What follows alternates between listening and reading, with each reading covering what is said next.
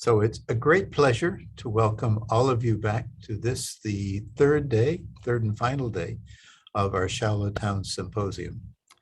We will have two speakers this morning, and then we will follow it by a poster session, this afternoon, and we'll follow it by a poster session, which will be open after this session.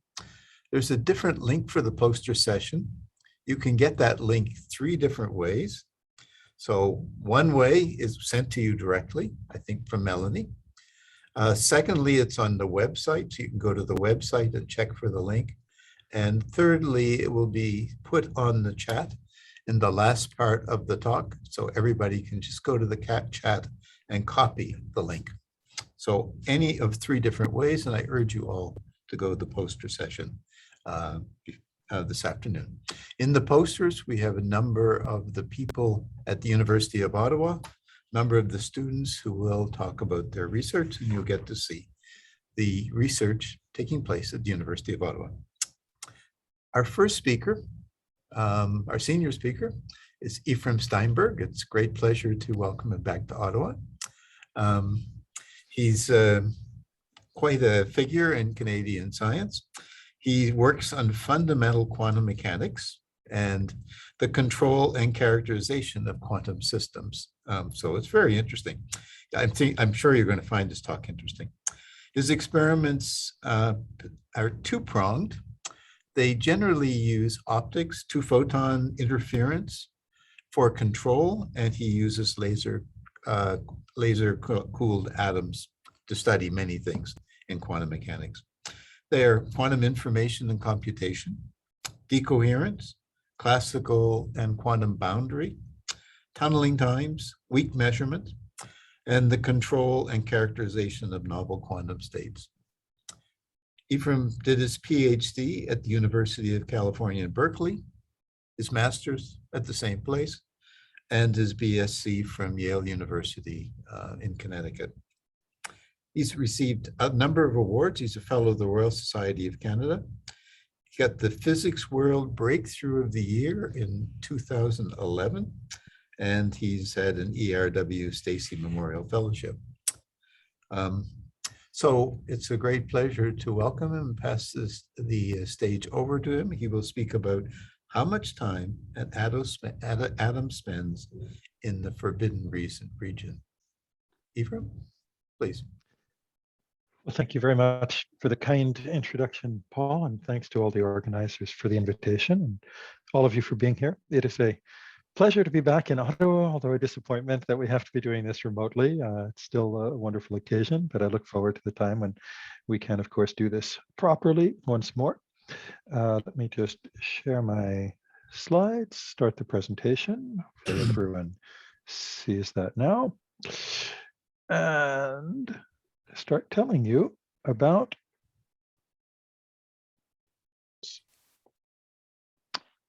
quantum detective stories. So there are two different things that I want to describe today, but you're going to see how they get tied together.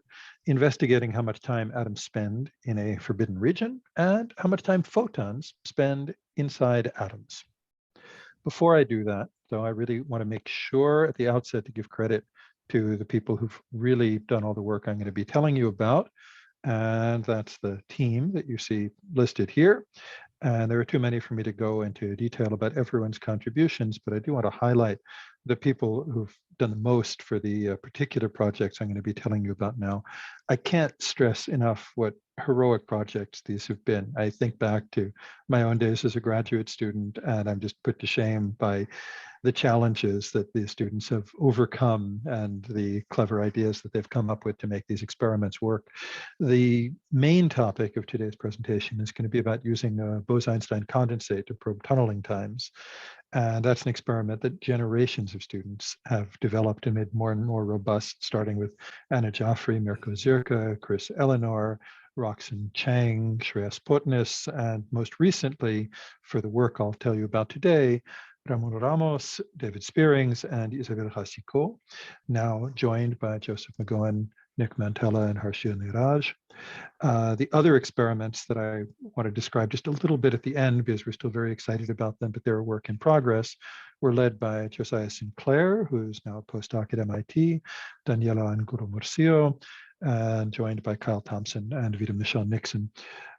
We've had a lot of support from various postdocs, in particular on the theory side for these projects, Aaron Brodich, and an undergraduate, Grace Lee, has done some important simulations in collaboration with Howard Wiseman for the theory behind what I'll show you later.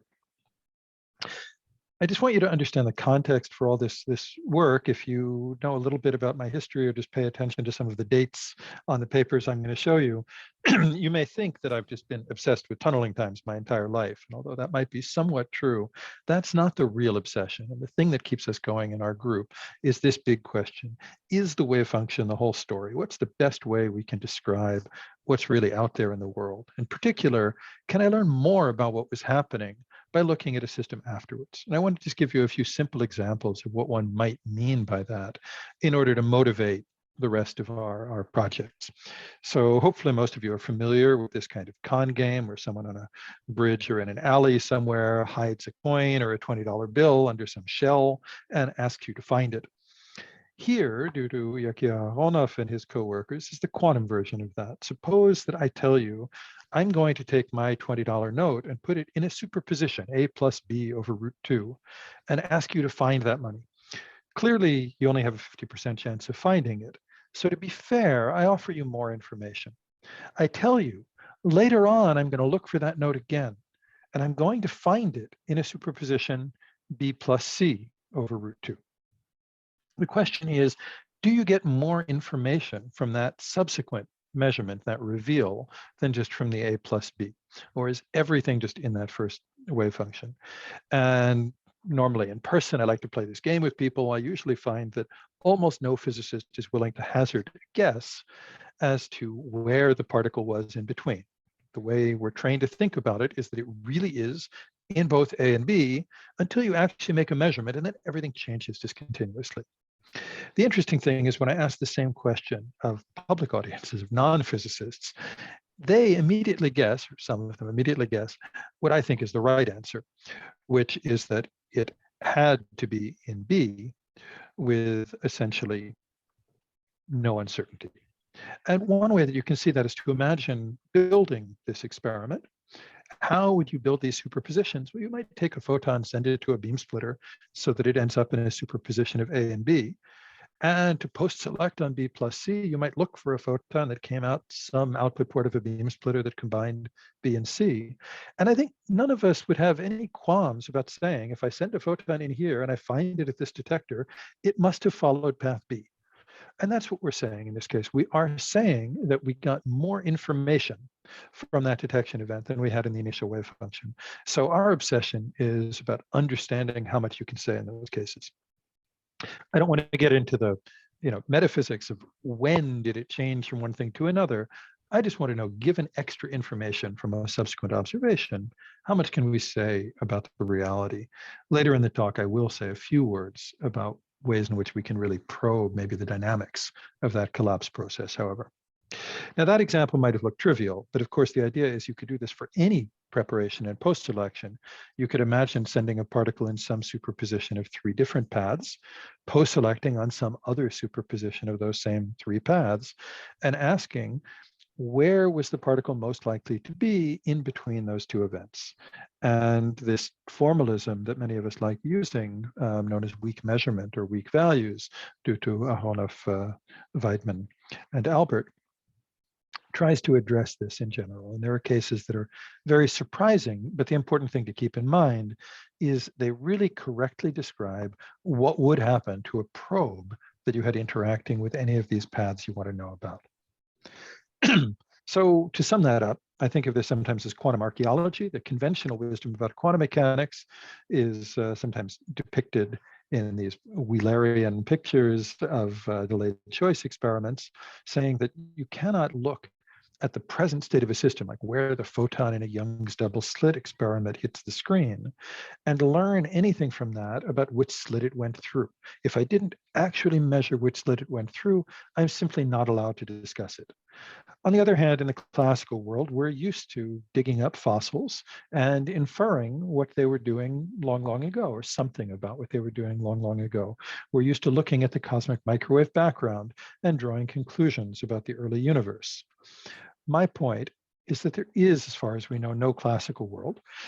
So whenever we look at that dinosaur bonal or at that cosmic microwave background, we are making an observation on a quantum system and drawing inferences about the past of that system. So we know we can do this.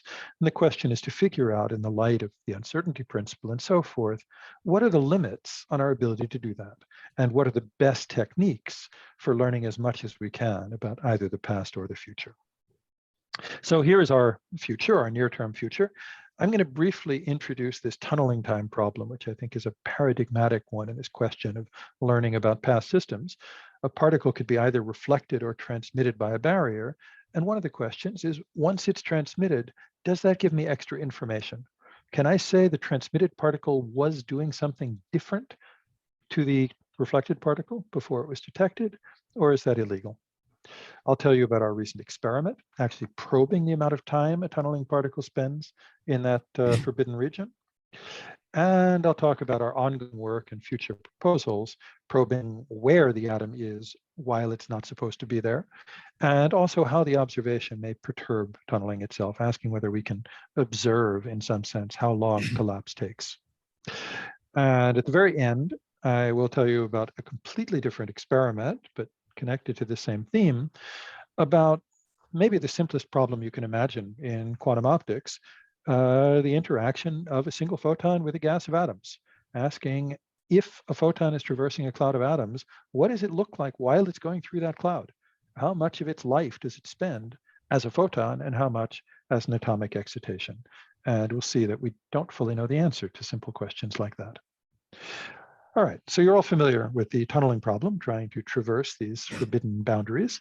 And of course, ever since we were undergraduates, we learned how to calculate the probability of a particle getting to the far side. And many of us never asked ourselves how long that takes.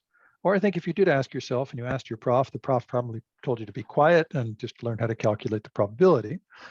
It's clearly a strange problem because above the barrier, at least we have a semi-classical solution, right? We can say that E minus V naught is the kinetic energy. You take the square root, you get a velocity, and that at least gives you an approximate result. And then on top of that, there'll be some interference or something like that. Below the barrier, though, the kinetic energy becomes negative. So even a semi-classical attempt gives you a purely imaginary velocity or time. We don't know what to do with that. Now, of course, we all do optics and wave propagation. We know that that's not really a problem. If we know how to solve the monochromatic case, we also know how to construct wave packets. We know how to calculate a group velocity, or maybe do something a little more sophisticated, as on this simulation that I've stolen from Wikipedia or something like that. We can find out exactly when the peak of a transmitted wave packet gets to the far side. And the interesting thing is, it's not new to do this. It's been done since the 1930s, or at least the 1950s. If you work it out, however, it turns out to be kind of paradoxical. And the reason for this is that stationary phase, as you might imagine, depends on the phase accumulated by the wave packet. And in a forbidden region, no phase is being accumulated. So it turns out as the barrier gets thicker and thicker, we reach a regime where the phase becomes independent of the thickness of the barrier. And therefore its derivative, the group delay, also becomes independent of the thickness of the barrier, which naturally means that for a thick enough barrier, it could even be faster than light. And you might blame that on the Schrodinger equation, but don't, because the same thing occurs with Dirac or Maxwell fully relativistic equations. So this was really stressed by Hartmann in 1962, which is why this effect of the saturating time is known as the Hartmann effect. It turns out that this is simply true, experimentally verifiable. There are regimes where the superluminal group delay is a valid description of the arrival time of a wave packet peak. In other words, the most probable time for a particle to arrive if it tunnels, right? But bearing in mind that this occurs only when tunneling is very unlikely. So here, for example, is data from my own thesis quite a while ago. I don't know if I would let a student get away with points so far from the theoretical curve well beyond the error bars, but at the time measuring anything to better than a femtosecond, no one gave you any hassles. Many other experiments have been done confirming this effect. And I want to point out, you might be worrying right away if you're not familiar with this question. Am I claiming that energy travels faster than light? No. Am I claiming that information travels faster than light? No. Could I explain to you why there's no paradox?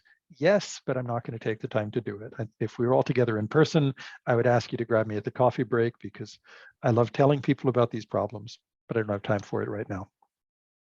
What I want to say is that starting in the 1980s and 90s, when people recognized this, folks, especially Marcus Büdeker and Rolf Landauer, started to argue that this just meant the group delay wasn't the right kind of time to be measuring, that the appearance of a wave packet didn't necessarily coincide with the interaction time, how long a particle spent interacting with the system or inside a barrier region. And they proposed different ways that you might get a handle on that. And roughly speaking, I would say you've got to think about the kind of experiment you might do. Time is what a clock measures, and ask, what would I be looking for if I asked a particle, hey, how long were you inside that brick wall? What would Heisenberg's stopwatch be showing here? And along the way, I'll say there were many different proposals for this. And for a time, people had the fear that the answer might just depend on what experiment you did. We might have to throw up our hands and say, there's no simple answer to this question. There's just an answer for any particular measurement, sort of the extreme Copenhagen kind of view. Fortunately, I don't think that's the case. I think instead what we've learned is that although there isn't just one thing you might call a time, there are a small number of different quantities with the dimensions of time that are important to us. And we can understand what kinds of measurements are described by which of those quantities. All right, so I'm going to describe one class. I'll mention in passing, many of you are undoubtedly familiar with the so-called Atto clock, devised by Ursula Keller and picked up more recently by many other groups, notably Igor Litvinuk's. Very, very interesting things. I would argue it's a completely different kind of time, more closely related probably to those group delays. So it's interesting and exciting, but it's not directly related to what we're measuring here.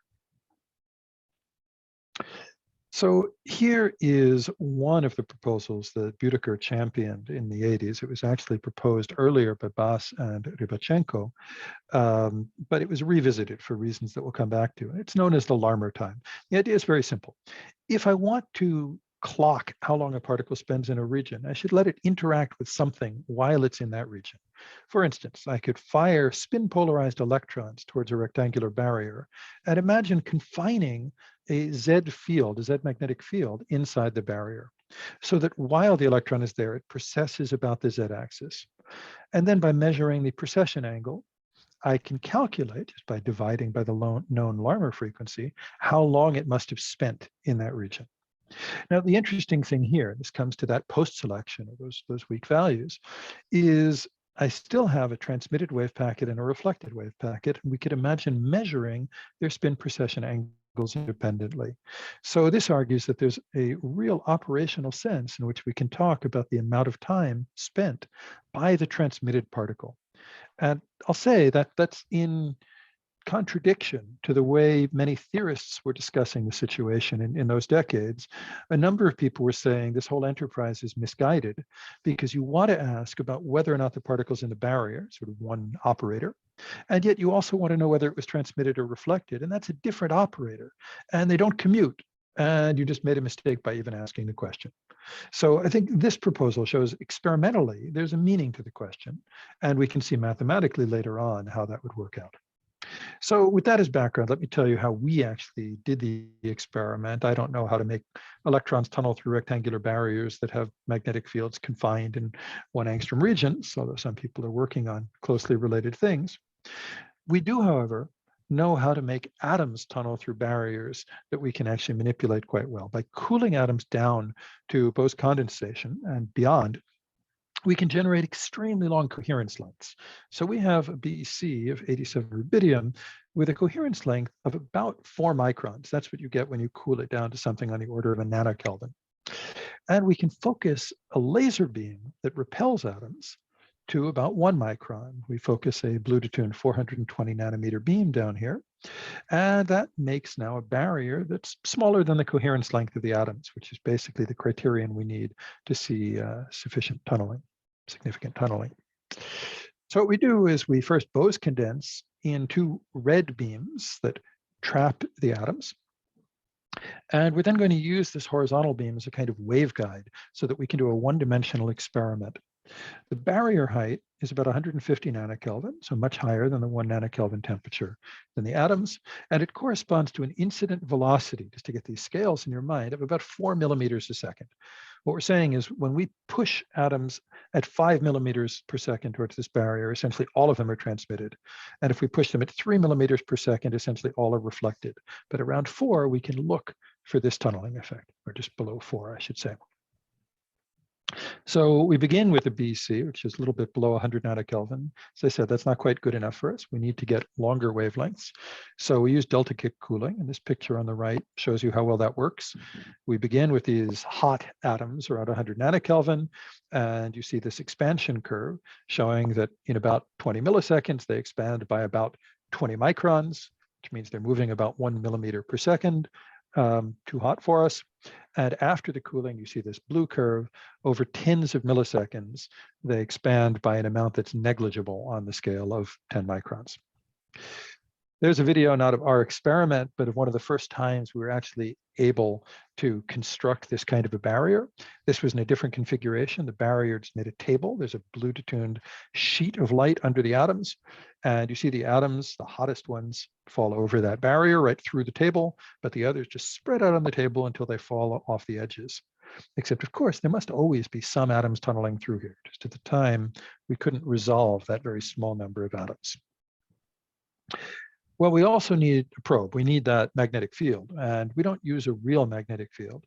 The motivation of this experiment was that if we could have tunnel barriers on the scale of a micron, then we could use optical beams to act like an effective magnetic field for the atoms, and of course, focus those optical beams down to a 1 micron region, perhaps even smaller. So the idea is to couple 2 different hyperfine states of the atoms. In our case, the m=0 states of the f=1 and f=2 ground state manifolds of rubidium. Those are what are known as the clock states. They're the states that would be used in an atomic clock. They're the states that in cesium are separated by 9 gigahertz. For us, it's 6.8 gigahertz. So if we superpose a pair of Raman beams separated by 6.8 gigahertz right on top of the barrier, they can drive that transition between these 2 clock states. And of course, coherently coupling those 2 states is exactly equivalent to putting a spin 1/2 particle in a magnetic field. So by looking for that precession angle, we'll be able to probe things. Now, it took us enough trouble in our Bose condensation apparatus to even focus the barrier beam to 1 micron, let alone to make a probe that went inside that barrier. So for now, what we do is we simply phase modulate the barrier beam itself at 6.8 gigahertz, and we use one of those sidebands as the second Raman beam. So we're probing how much time the atom spends anywhere inside that laser beam, a kind of Gaussian weighted average. So here's the experimental sequence. We'll put that all together. We trap and condense the atoms in this cross dipole trap. We add the barrier and we turn off the second trap beams. The atoms are now free to move towards the barrier. And with a magnetic field, we're going to give them a little push. And while they're in the barrier, that pair of frequencies can also write this spin precession. So at the end of the day, we'll have a transmitted and a reflected cloud, and we can measure those 2 different spin precession angles. Well, first we did this without a barrier. We can tune it so the barrier is basically off.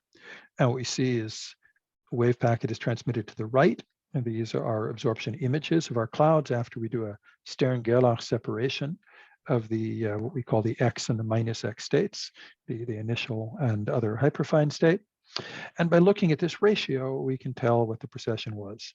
And this was a very, very time-consuming, tedious, and expensive way to confirm that the time it takes an atom to go through a region is inversely proportional to its incident velocity. But this allowed us to verify our technique and calibrate our Larmor clock, right? We needed to know what that Larmor frequency really was inside the vacuum chamber.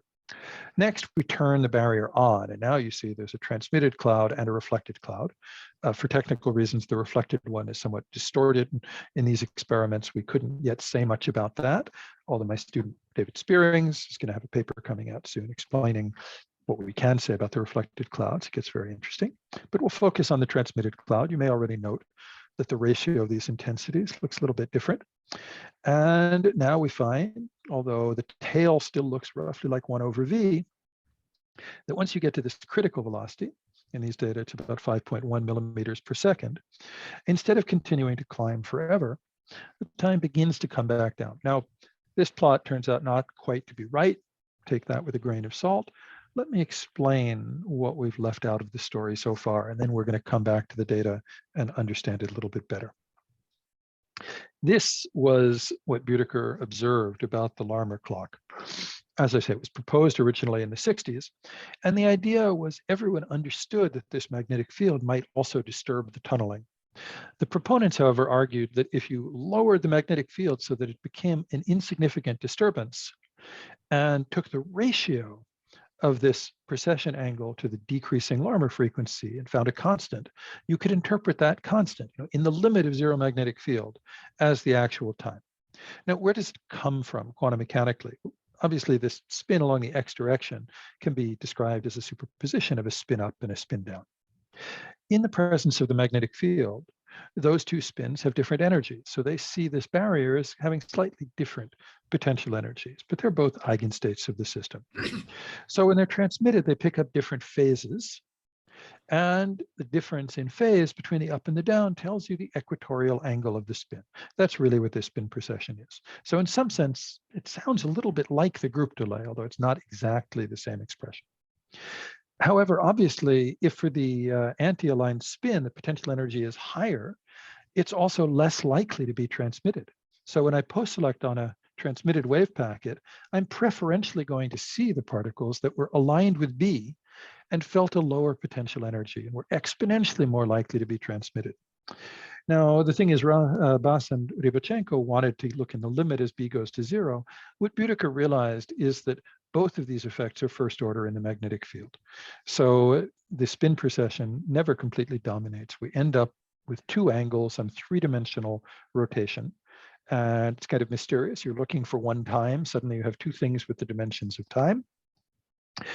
Büdeker just said, let's add them in quadrature, and argued that the full three-dimensional rotation might be the relevant thing. I don't think that was very well justified. Interestingly, it turns out that there were earlier, this one's later. There was an earlier thing that gave an imaginary time, a later thing that gave a complex time. These complex times, which no one knew how to interpret except as mathematical artifacts, turned out to have real and imaginary parts that correspond precisely to this in-plane rotation and the out-of-plane rotation that Büdeker saw. So I think it already began to seem clear that there were at least two different things with the unit of time, and we should try to understand their physical meaning.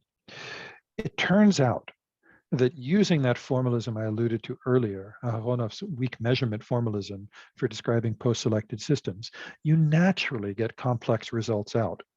And they agree exactly with this. The Larmor clock turns out to be a sort of prescient example of a weak measurement.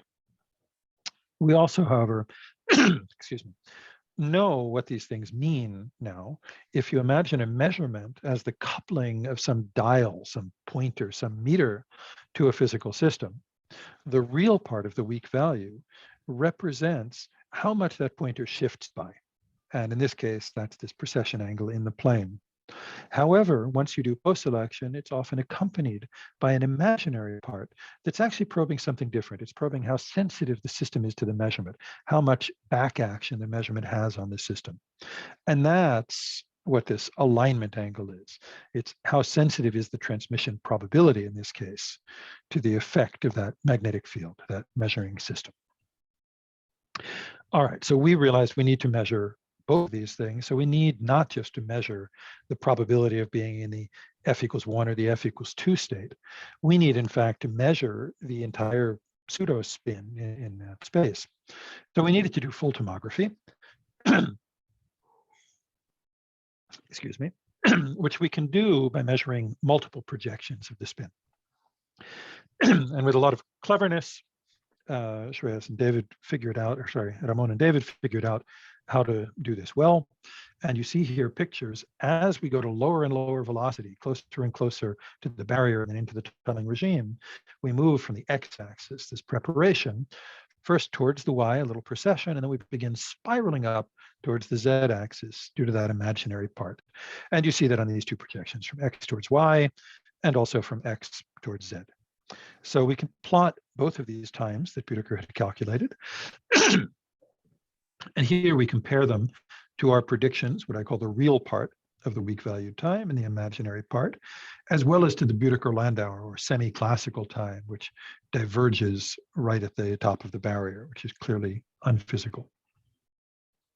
There are some complications here because our incident wave packets have a range of energies. So when we send in atoms moving at 4 millimeters per second, we can't actually study exactly what the time is for 4 millimeter per second atoms because the width and the exponential suppression of the low energy components means that what comes out is probably going around 4.8 or 4.9 millimeters per second. So that smears these curves out experimentally. And that's why we have this sharp green curve theoretically and this dashed curve for what we would have expected to observe had that been true in the monochromatic limit. Similarly, for the real part of the time, we have this feature that peaks right at the barrier height and then gets faster and faster later on. Well, that gets smeared out due to the width of our wave packets. But you see, we have very good agreement with that corrected theory. And we do indeed start to see a hint that the real part, instead of growing infinitely like the semi-classical picture suggests, begins to get faster and faster for lower energy particles. It's one of the really surprising predictions here. And the out-of-plane part, this back action, only becomes important in what I would call the quantum regime, when we're really dominated by tunneling. So these were our first data published a year or two ago. We now have better data. They just came out in PRL. And here we were able to really clearly show that as you go further and further below the barrier, look at these red points on the left, you definitely see that the time gets shorter and shorter. And on top of that, by comparing two different barriers, this higher energy red barrier and a lower energy blue barrier, sorry if that color scheme confuses some of the optics folks, we see that it takes less time to tunnel through the higher barrier than through the lower barrier. So this is what we call the red light effect, although you're less likely to make it across the street when the light is red. If you do, you have to do it faster. Somehow, tunneling atoms seem to behave exactly that way. So we were really excited to have verified this. But remember, what I really wanted to know is, what do we learn from the fact that a particle is transmitted? What more do I know about transmitted particles than just about the overall wave function? And to address that, I have to tell you about the next experiment we'd like to do. We're still trying to figure out exactly how to iron out all the bugs here. I'd like to focus that probe more tightly one way or another and carry out what's known as a local armor clock, asking how long did the tunneling particle spend just in the front of the barrier, or a little step inside, or right in the middle, or close to the edge. And we've calculated what to expect here. It's very interesting. It looks like this green curve. For comparison, this red curve here is showing in a hypothetical 2 micron barrier psi squared, the exponentially decaying wave function of the particles. And it turns out, since almost all the particles are reflected, if you measured the local Larmor time for reflected particles, you'd see something essentially indistinguishable from that, a single exponential decay. The surprise is that if you look at transmitted particles, you see something different. You see a fair chance that they spend time close to the entrance of the barrier, but again, exponentially decaying. And then by the symmetry of the situation, the fact that although I know I fired the particle in from the left, I also know that I saw it appear on the right. You also realize that the particle must have spent time close to the exit. But it turns out that has that same exponential decay. And even for transmitted particles, it looks as though you would almost never see the particle anywhere near the middle of the barrier. And that's a prediction that we're really itching to verify. One of the sad things about this is that if you integrate these curves, you might already see this by eye, you get exactly the same result. And it's easily provable that for a symmetric barrier, you're actually guaranteed to have the same transmission time and reflection time. So from our current experiment, I can't yet tell you that we learned more from the fact that the particles were transmitted. But once we can do this local probe, I definitely expect to do that so that we can convince people that by seeing a particle on the far side, you learn that it did spend time over here while the reflected particles were not doing that. We really learn about the history of the particle. Little caveat, what I'm plotting here is for the real part of the time, and the imaginary part looks very different, which is an interesting question to come back and possibly debate. But I don't want to dwell on that, no pun intended, right now. What I want to do is tell you in my last 10 minutes or something about one future and one ongoing experiment. We started wondering whether the act of looking for the particle inside the barrier would modify its behavior, related to this question of whether it was just not allowed to ask whether it's inside the barrier and whether or not it's transmitted. And in fact, this question really struck me because I cavalierly suggested that we had to do a weak measurement of these tunneling times, 20 years ago. And Bill Phillips was in the audience and said, why do you have to? Why not just make a strong measurement? And I spent a while trying to answer him and eventually published this article that I no longer think is correct, but now we know the right answer, I think. So imagine what happens if you have a probe beam shining on the barrier so that as a cloud of atoms approaches, if an atom enters the barrier, it could scatter a photon that you could collect on the screen, learning that the particle was definitely inside the barrier. Well, in some sense, and I'm not trying to be metaphysical here, it's an easy way of treating the mathematics, you would then collapse the atom to be in a wave packet localized inside the barrier. And it's easy to show that such a wave packet necessarily has higher energy than the potential energy of the barrier. A particle can't have negative kinetic energy. So once you do that, it's no longer a tunneling problem. And that's why we didn't want to study it. I can no longer say this is how much time a particle spends somewhere while it's tunneling across. Moreover, if the particle is sitting here with energy much higher than the barrier, it has essentially equal probabilities to spill over to the right or spill back to the left. And in fact, we'd be very excited by the idea of enhancing tunneling by the mere act of observation. You could make this barrier arbitrarily thick, so there was essentially no tunneling, but still say, whenever I find a particle in the barrier, that act of observation will give it enough energy to roll across. Well, we began thinking about this more carefully. How would you do such a strong measurement? Maybe instead of doing this weak magnetic field, the B goes to 0 limit, if we put a really big magnetic field on the left, we could flip a spin by 180 degrees. And then once it was spin flipped, we would definitely know that it had been inside the barrier. Well, that proves to be a little complicated, especially since we don't yet know a priori how long the particle is spending there. It's hard to make a pi pulse if you don't know where the particle is. But we thought of something a little more indirect. What if we continued with our weak magnetic field that only rotates the spin by 10 or 20 degrees? But then I say, I don't want to look at any of the particles polarized along plus x, that incident spin direction. I'm just going to look at the particles along minus x. Well, if it hadn't seen the magnetic field, there's no way it could have been along minus x. So every particle I see in the minus x direction must have seen that magnetic field. So the question is, would that post-selection on the spin suffice to mock up a strong measurement of the particle having been here? Would it collapse the particle into the barrier region? Well, if it did, I was arguing initially that we'd get equal probability of transmission and reflection. So the question is, let's look at the ratio of the transmission and reflection probabilities for the minus x spin component, depending on where we put some probe. All right, theoretically for now. So David Spearings again started simulating this and quickly came to a conclusion that should have been obvious to us beforehand, which is that a time-independent probe can't change the energy of the particle. So just putting a stationary magnetic field somewhere in the barrier and even post-selecting on a given spin will never do that. Instead, what we find is a probability. This is the ratio of transmission to reflection probability on a log scale versus the position of the probe inside this barrier that extends from -1 micron to 1 micron. And we see that indeed, if we put a probe right at the middle, we would get equally likely transmission or reflection. But if we put the probe on the right, we're more likely to be transmitted. Put the probe on the left, we're more likely to be reflected. It looks as though you had a particle prepared at some position X, but that had to tunnel either to the left or to the right, but with energy below the barrier, which is a really interesting result. And it turns out it's easy to show analytically that this had to have been the case in the time-independent limit, but it wasn't what we expected. We then realized we need instead a time-dependent barrier if we want to collapse the particle and change its energy.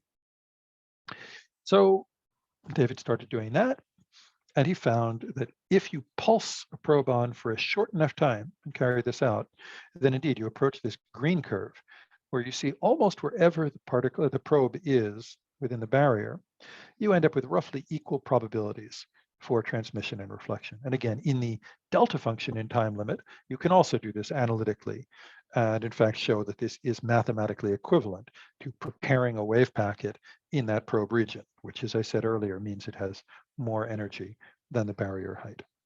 The interesting thing is we didn't immediately know how short in time this probe should be. How quickly do you have to probe that a particle is in the barrier to make sure that you know it was in the barrier at a given time and not just to learn that at some point in the past it had been there. And so far, we're just trying numerically to find out what this time is. It depends on where the probe is inside the barrier. And to my mind, it indicates yet another fascinating timescale about tunneling.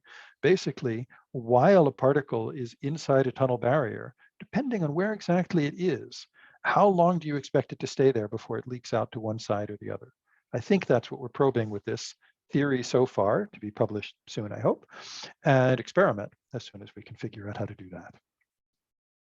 All right, take a breath because I know I went through a lot of material and I should be wrapping up soon, but I do want to tell you about this new series of experiments that we started almost by accident, and that at the moment has me even more obsessed than the tunneling time. And I think comes back to such basic questions about optics that we should all be really excited about it. The experiment is on the archive while we argue with editors and referees about a thorny problem. And we're currently retooling to do even more sophisticated experiments. So again, here's the basic question. Previous experiment asked how long an atom spent inside a light beam that repelled it. Now I want to ask how long a photon spends inside an atom that can absorb it. So this is our picture that in some sense, as photons travel through matter, they can get absorbed and re-emitted, maybe virtually, and atoms will spend some excited time. I'll say in passing, the original motivation was not so highfalutin. We were actually just interested technologically, and we still are, in studying how to make single photon level optical nonlinearities, how to make quantum logic gates, or just investigate strongly interacting photon gases. And we were comparing dispersive and absorptive near resonant nonlinearities. And we got confused. My student Josiah Sinclair was leading this project, and he just banged on my office door one day to present this puzzle, and we argued about it, continue arguing about it for several years since then. Here's one picture of the simplest nonlinearity. As light goes into a cloud of atoms on resonance, some of these photons are absorbed by atoms, which then spontaneously emit, fluoresce to the side, generating loss. And while atoms are in the excited state, that lowers the index of refraction of the cloud. So some probe that's going through that sample will see a lower index of refraction while there are atoms in the excited state. That's how you can measure, in some sense, the number of photons that we're propagating through in this signal beam. The question is, when a photon is transmitted, how should I think about that? In my naive picture, I would have said, well, some photons were absorbed by atoms, but if I do this in the linear regime, one photon at a time, no stimulated emission, then once they have an excited atom, it's equally likely to emit spontaneously in any direction. And people take me to task for this. John Sipe does routinely, saying you really have to think about resonance fluorescence as, one-step process, not break it up. But this is the picture that we'd like to have in our minds. Let's critique it a little bit here. If this were true, it would say that the nonlinearity was entirely due to the photons that were absorbed. And the ones that weren't absorbed would go through, never exciting any atoms, and therefore not leading to any effect on the probe. An alternate picture might be that You really shouldn't think of it quantum mechanically. There's just a field propagating through. All of that field polarizes the atoms, and it's that overall polarization that has an effect regardless of whether the photon is transmitted or lost. That picture also has a problem, however, because you know that most of the photons that are lost get lost within the first optical decay length. If this is a very dense sample, you might imagine that the transmitted photons saw all of the sample, while the lost photons only saw the beginning. So maybe transmitted photons lead to even more saturation. Well, we decided to do this experimentally. We send a probe beam through and measure its phase shift. We think of that phase shift, that nonlinear Kerr effect, as being a kind of measurement of the total time spent by atoms in the excited state. So the time integral of some excitation probability. And we can then look at this photon, if it's transmitted, at an avalanche photodiode, so that we can condition the phase measurement on whether or not the photon was transmitted. And I won't go through all the details. We do this with a MOT, rubidium-85, picking up on ideas we developed in several previous experiments.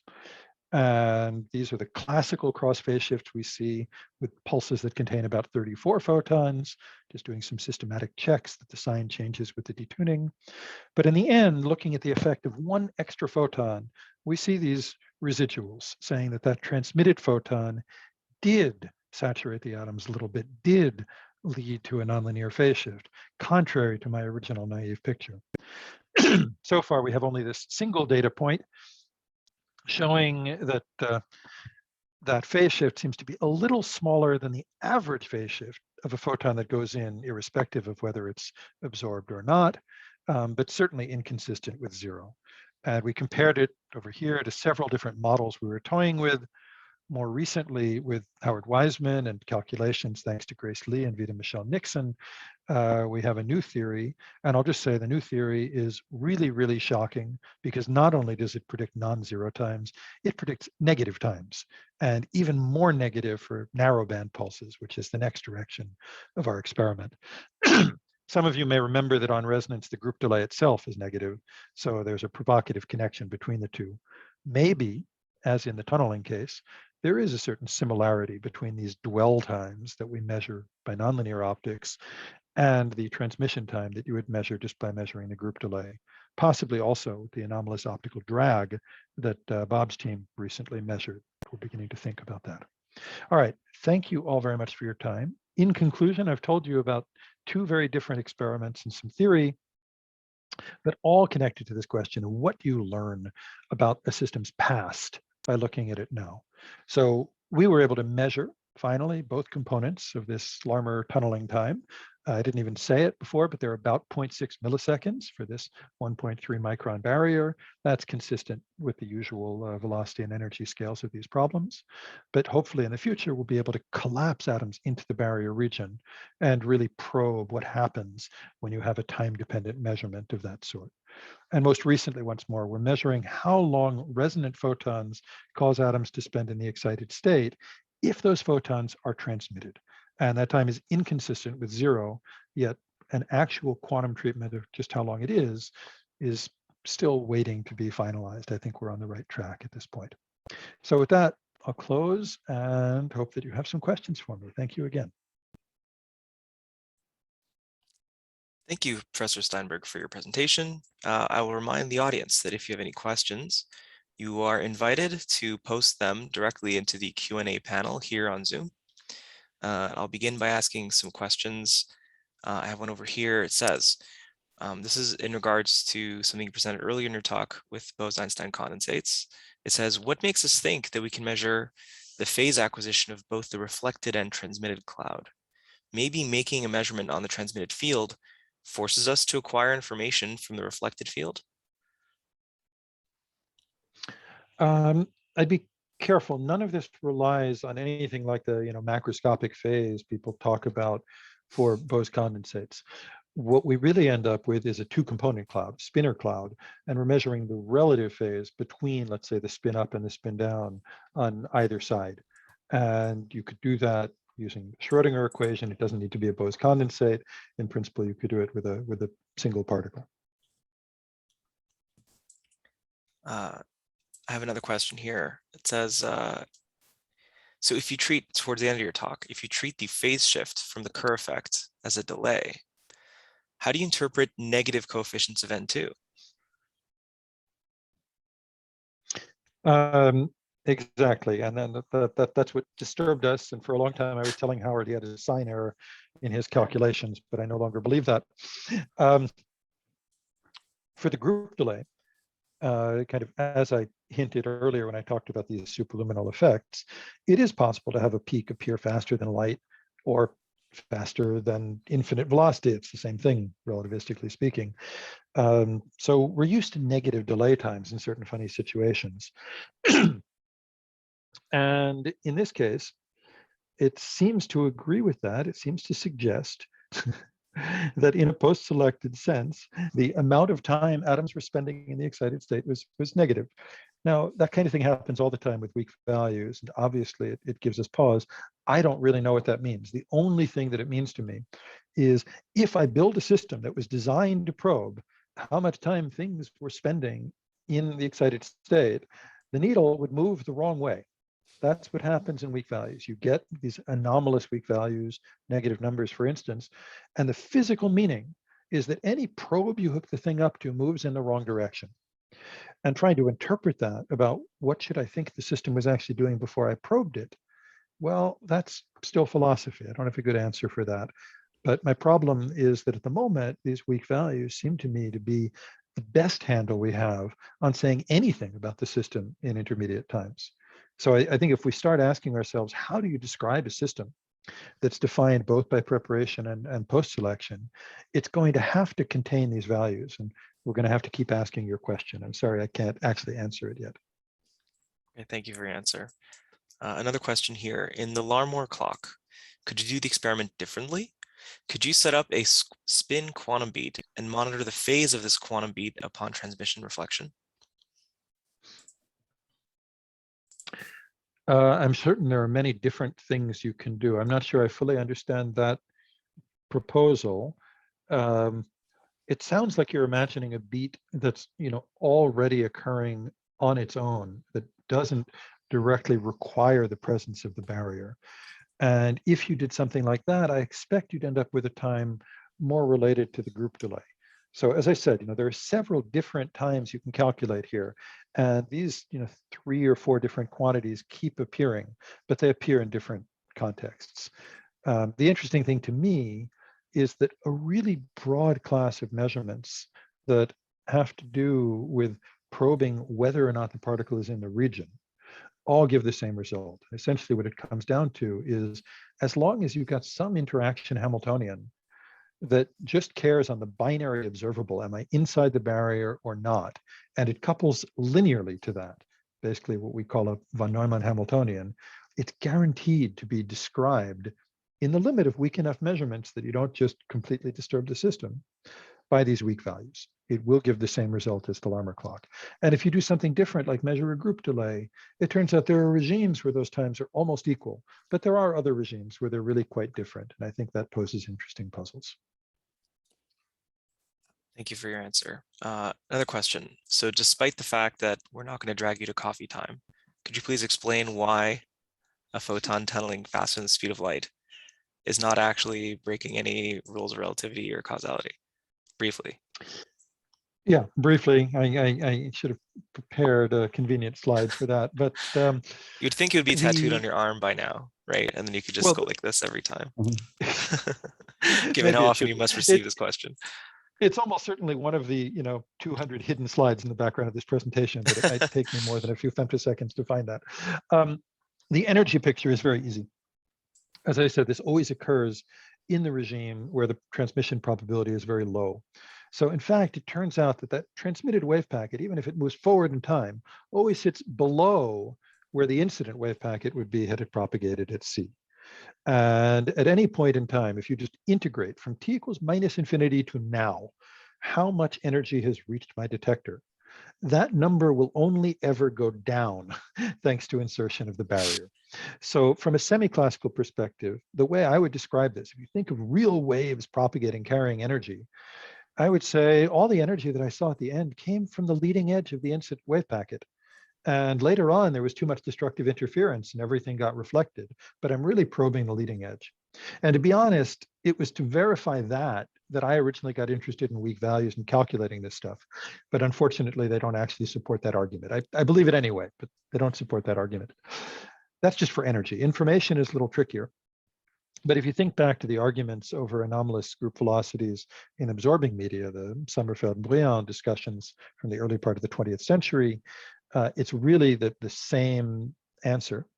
As long as you've got an analytic function like a Gaussian coming in, any finite spread of that function gives you enough information that by Taylor expansion, you could predict what was going to happen in the future. So the way I think of a tunnel barrier is this miraculous analog computer that takes a little incident waveform and says, oh, if you keep going like that, you're going to have a peak in a few nanoseconds, and just shows it to you early, does the calculation faster than the propagation. It turns out if you do anything non-analytic, like the step modulated sine curve of the Sommerfeld treatment or any other kind of signal that various people have implemented experimentally, that signal will never propagate faster than the speed of light. And you can show that explicitly. It's related to Kramers-Kronig relations, clearly. In the current situation, the idea is as long as you have a small enough bandwidth to fit into this anomalous regime, you actually have a signal that was predictable far, far in advance. Okay, thank you for your question. In the interest of time, I'm going to move on to the next speaker. If there are any further questions, please feel free to contact the speaker directly. I'll now hand off the microphone to Professor Boyd, who will introduce the next speaker.